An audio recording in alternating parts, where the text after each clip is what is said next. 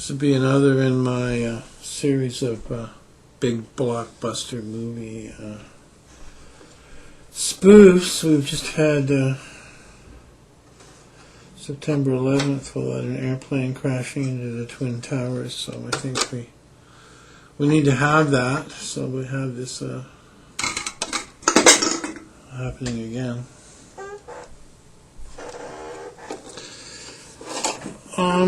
I love my job because I get to tell the truth all day long, and I have a friend who's known me for 30 years, and she warns people who come into contact with me that I might, or he might, say something. So don't be shocked.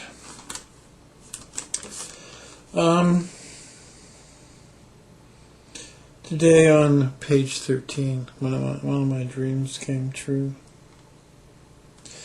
When I was a little kid, I went to an air show here, and they had a Canadian-made fighter jet called the Abro Aero, which was pure white. It looked something like this. This is the updated version with the movable wings. You use it like this if you want to fly and have maneuverability, and when you really want to go, you go into the classic triangle shape.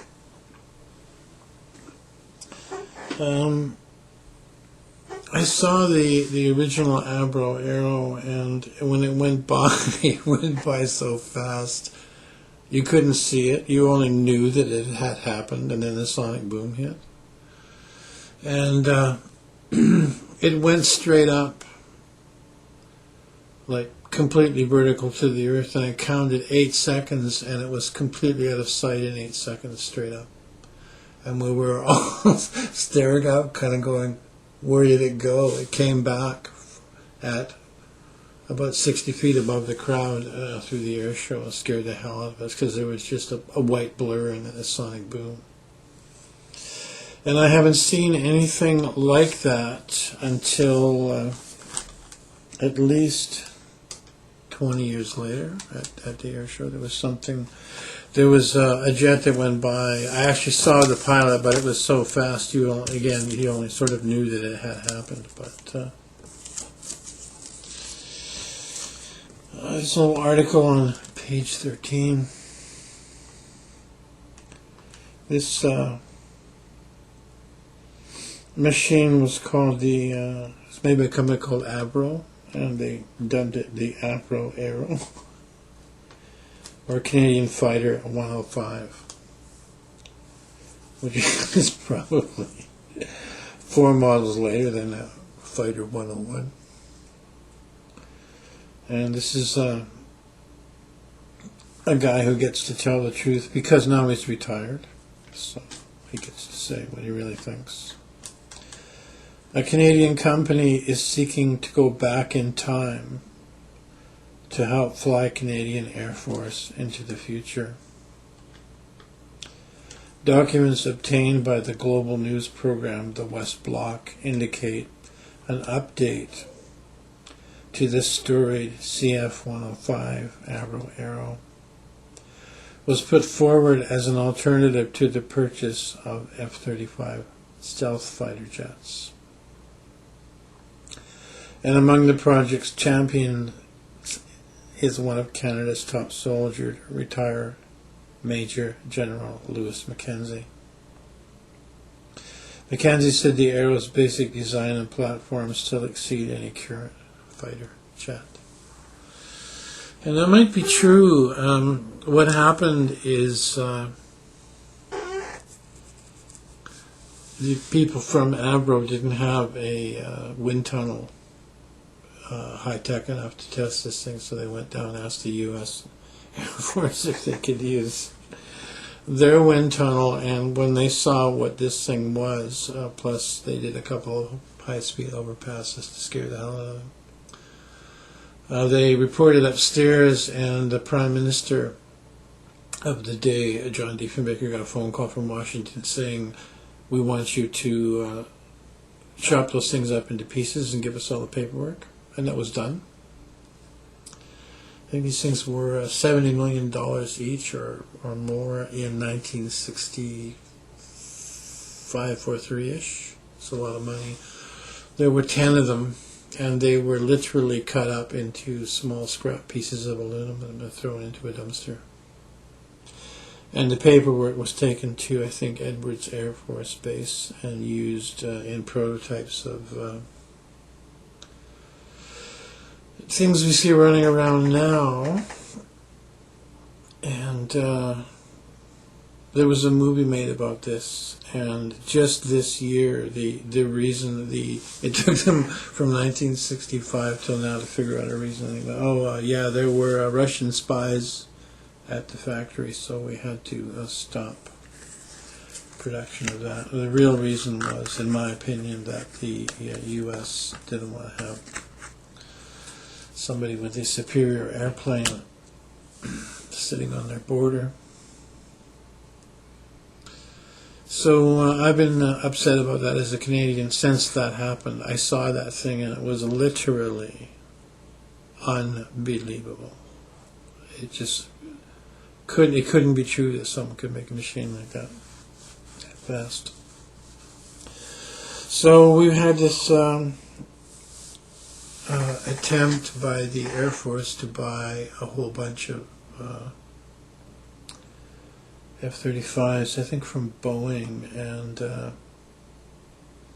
there's been a scandal about they didn't tell us the true cost. They only told us the retail price of the planes, not the service contract and the spare parts and whatever. It was actually going to cost twice what was told to the public. Then there was a delay in delivery, which was spun into, well, maybe we should take a look at this. Maybe it's not such a good idea. We're going to be responsible parliamentarians and take a look at this pricing. And then it became more of a scandal. Now it's been put on the back burner. And I said, wouldn't it be more useful for Canada if we designed our own fighter jet and probably put 40,000 Canadians to work on all levels to make the thing, from design and drafting to making the little pieces, wiring the factory, the computer systems, the glass even for the windows, everything, tires, lots of work for Canadians. Oh, we did it before, we can do it again? We don't need to buy something anyway. Throw a monkey wrench into the works is, I would say, there's probably something built into the F-35 so they can turn them off from the factory in case they're using their own plane against America. So we shouldn't buy them. I came across a Boeing catalog, and Boeing doesn't just make Boeing 747s to crash into office towers. They also make all of the missiles and esoteric weaponry for the United States, all the nasty stuff, the drones and the laser-guided missiles. So that's a big endeavor, but I think we should make our own. I don't know, when I was a child I was very proud that Canada used to send blue-hatted peacekeepers sort of with the UN to get in between people who were fighting in a war, and I thought, how wonderful to be associated with a country that is so cool that if there's a war, we go there and we get between the two sides and go, hey, just chill out, we can work this out, it doesn't have to be like this.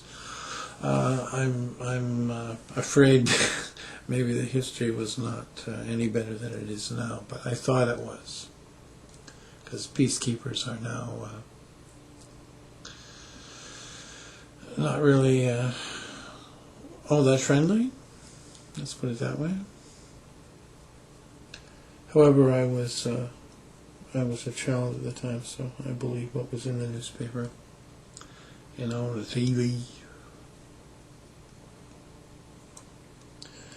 I have another thing I found in the paper. I'm going to grab that, and I think it's quite humorous.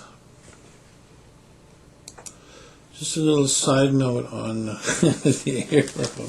The movie Bring Back the Arrow was paid for by Canadian actor and funny man Dan Aykroyd, who owns House of Blues and probably is a multi-millionaire by now. So what did he do with his money? Did he make a Bruce Willis gang blockbuster so he could make more millions? No. He wanted to point out the injustice of this event that happened. So it was really quite upsetting for everyone. Also, when I was a child, which is before probably most of you were born, we had this phenomenon in Canada. They call it the brain drain, which is smart people up here weren't getting appreciated and could get higher paying jobs in America, and paid what they were worth. And the thing was, this is like a DNA drain. The smartest people in Canada are moving down to the U.S. and becoming U.S. citizens and having children there, and their smart DNA will be added to the pool of smart DNA in the United States. However, not everyone left the country. So the hardworking, smart people here have discovered something. And this is Dr. Danuta Skorbanowski, great Canadian name. A strange vaccine-related phenomenon started in Canada at the start of the 2009 flu pandemic. May well have been real, a new study suggests. Researchers, led by Vancouver's Dr. Danuta Skorbanowski, an influenza expert at the BC Centre for Disease Control, noticed in the early weeks of the pandemic that people who got a flu shot for the 2008-2009 winter seemed to be more likely to get infected with the pandemic virus than people who hadn't received a flu shot. 5 studies done in several provinces showed the same unsettling results. But initially, research outside of Canada did not, and the effect was dismissed as a Canadian problem. Honesty, that's what they mean. A problem with the flu vaccine used only in Canada. But a new study suggests the findings were real. Skorbanowski and a group of researchers have recreated the events in ferrets. Their findings were presented Sunday at the Interscience Conference on Antimicrobial Agents and Chemotherapy, a major international infectious disease conference taking place in San Francisco. Skorbanowski, who outlined the work at a webcast press conference, worked with 32 ferrets, giving half the 2008 seasonal flu shot and the rest a placebo injection. The work was blinded, meaning the researchers didn't know which ferrets received which shot. Later, all the ferrets were infected with the pandemic H1N1 virus. The ferrets in the vaccine group became significantly sicker than the other animals, although all recovered. The findings are consistent with the increased risk that we saw in the human studies, Skorbanowski said. The reason is unclear, and Skorbanowski urged other research groups to take up the question. She said it's important to get to the root before the next pandemic. And then there's a politically correct statement here, which I will not read because I think that it's forced upon the person. So I'll leave that out. H1N1 is not a pandemic. The H5N1, the modified one, is possibly a pandemic. So this is political rhetoric here. But the exopolitics people have been talking about the injections against this flu being full of the bird flu itself, or very harmful things to sterilize women, for example. There's the whole Gardasil controversy. A lot of women are turning up sterilized or paralyzed or dying from a simple vaccine that's supposed to help you. Vaccines are not supposed to kill you. They're supposed to prevent you from getting killed. So something is amiss somewhere. And by the way, the sun is a living being, and it is not going to blow up in December as we cross the galactic plane, and it's not going to melt the earth with a coronal mass ejection, because that will be the same as the heart attacking the spleen. The planets are part of the living being that is the solar system. So all that terror and terrorism is complete fear-mongering and bullshit. It's just my opinion. Anyway,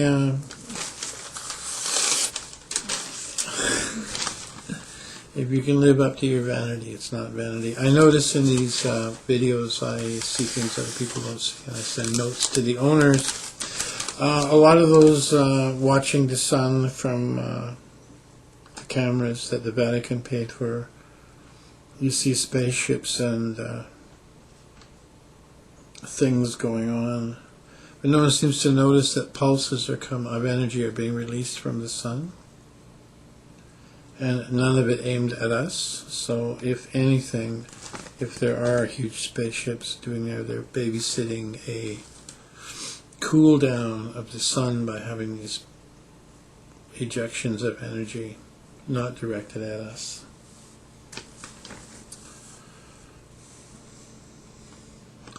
Anyway, this is more justice. The people in Afghanistan have rocks and sand and goats, and the people in the Middle East have rocks and sand and goats. And I think God's gift to people with rocks and sand and goats is always something that they can sell later. So the Afghan people have oil and opiates, which they can sell, and the people in the Middle East have oil, which they can sell. So I think the people who don't live with their sand and goats, who have soil and trees and beef to eat, should suck it up and buy this stuff from these people so they can have a decent life instead of trying to steal it from these people. It's God's gift to them, and it's too bad that it wasn't underneath your rich soil and trees where the deer and the antelope play, but there's got to be a reason for it. So a lot of the stress on this planet is people trying to steal that stuff from the rightful owners, who are the natives who stand on the land with the resources. This is an article about Afghanistan, and the French had to give up on Afghanistan, and the mighty Russians had to give up on Afghanistan, and the Canadians got out of Afghanistan. And I have a big article here which says they don't know what they did there. There was basically no result. And now this. This is called NATO Faces Afghan Disdain. This is a quote. A defeatist position in Afghanistan is not possible for us. We cannot leave on our underpants, or without any. That was Mikhail Gorbachev addressing senior Soviet officers in 1987, 2 years before the Soviets pulled out. 2 years before NATO pulls out, the same frantic search is underway for something that could be called a victory, or at least peace with honor. Meanwhile, NATO soldiers die together with many more Afghans. The French are smart. All their troops will be gone from Afghanistan by the end of this year. The Canadians were even smarter. Almost all their troops left last year. But the rest of the NATO countries dumbly soldier on towards the scheduled departure date of 2014. Even though the situation is clearly spinning out of control, 1/4 of the 48 Western troops killed in Afghanistan this August were murdered by Afghan government soldiers. The most striking thing about these so-called green-on-blue killings, according to a 2011 Pentagon analysis reported by Bloomberg, is that only 11% of them are the results of infiltration by the Taliban. Most of them are due to grudges or disputes between coalition and Afghan army troops, which suggests that NATO's current focus on training Afghan forces to, quote, stand up on their own is just as futile as all its previous strategies. Last year, a team of U.S. Army psychologists investigated the nature of these grudges and quarrels, conducting interviews with dozens of American and Afghan focus groups. Their report, titled A Crisis of Trust and Cultural Incompatibility, concluded that the Afghan troops see the American soldiers as a bunch of violent, reckless, intrusive, arrogant, self-serving, profane, infidel bullies hiding behind high technology. The U.S. troops, in return, generally view their Afghan allies as a bunch of cowardly, incompetent, obtuse, thieving, complacent, lazy, pot-smoking, treacherous, and murderous radicals. This does not constitute the foundation for a successful collaboration. The views of the Afghan soldiers are more positive, despite all that, than the civilian population's attitude towards the foreign forces. A poll conducted in late 2010 by the Afghan Center for Socio-Economic and Opinion Research reported that nearly 60% of civilians wanted all the foreign soldiers gone within a year. 40% would still want the foreigners out, even if their departure meant the violence got worse. In the main conflict areas, 40% of the population believed that the roadside bombings and other attacks aimed at killing U.S. and other foreign forces were justified. And almost everybody hates and despises the gang of warlords and racketeers who make up the U.S.-backed government of Afghanistan. Yet, less than 10% of Afghans, according to the same poll, actually want to see the Taliban back in power.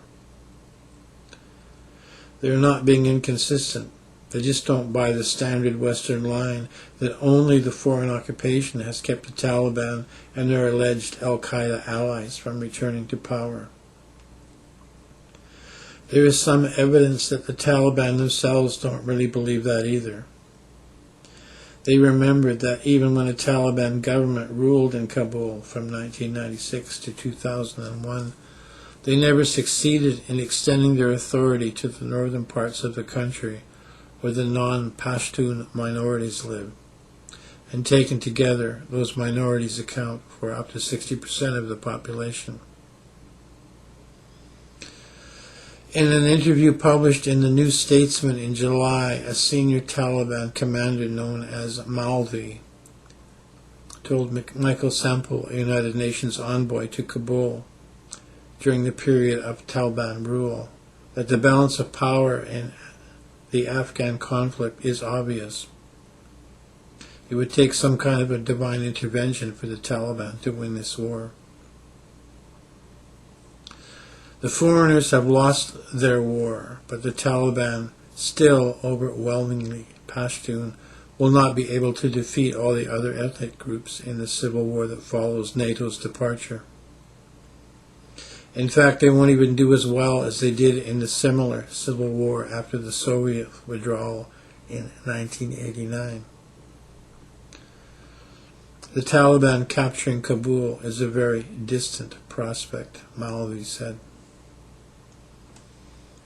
He may be wrong about that. His assumption is that after the foreigners leave, the Afghan army, which is overwhelmingly recruited from the non-Pashtun groups, will break apart into the same Tajik, Uzbek, and Hazara militias that thwarted the Taliban's drive to control all of Afghanistan after the Soviets left.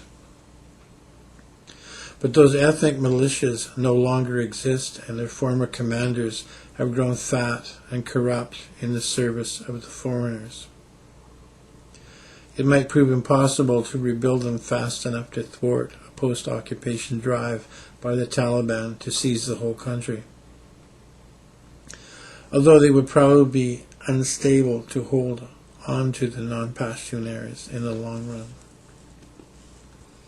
The Taliban have won their war against the foreign occupiers, but they probably won't win a decisive victory in the civil war that follows. And the only remaining way that the foreigners could still influence the outcome would be to dump their puppet president, Hamid Karzai, and start rebuilding the ethnic militias now. They won't do that, so their continued military presence over the next 2 years is irrelevant to the ultimate outcome. And public opinion in Afghanistan is turning against them so fast that they might still end up leaving without their underpants.